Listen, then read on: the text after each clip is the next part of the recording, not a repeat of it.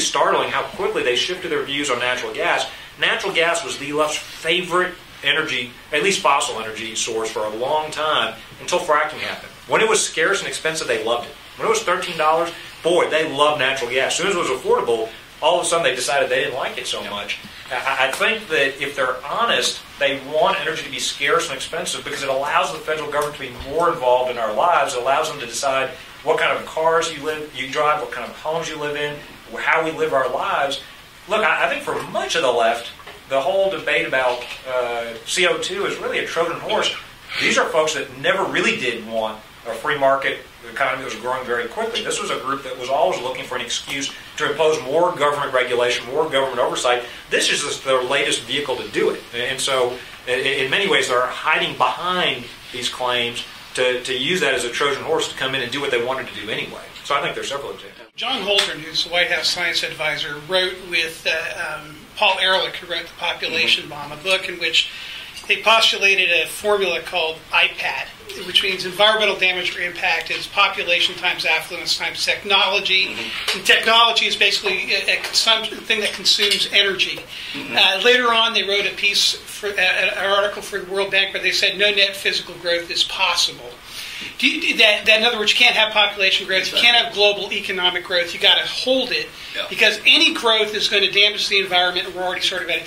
Do you believe that really, as you seem to be saying, that the underlying impulse here is not to have clean energy, but to control the behavior of human beings? Absolutely. And look, it's interesting you quote that. Look at the last quote in the paper. I mean, we referenced that debate from before. Absolutely. I think for many on the radical left, this is almost an article of religious faith for them. And I think it is very consistent with their desire to have the government in control. They want to, and look, this is not an isolated incident. This is part of a bigger pattern. This is a part of you think about what's happened in the last few years.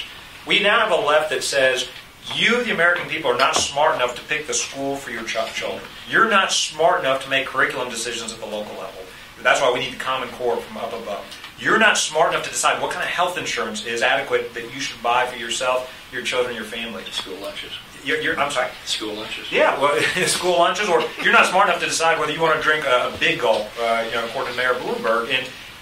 And more threateningly, you're not smart enough to have your Second and First Amendment rights. And you see the assault on religious liberty. I think there's a fundamental distrust of allowing the American people to live their lives and wanting the government, because I think you see it in this president's rhetoric and his policies and his actions. I think there's an arrogance. They know better than us. And they know better how we should be living our lives and the decisions we should be making.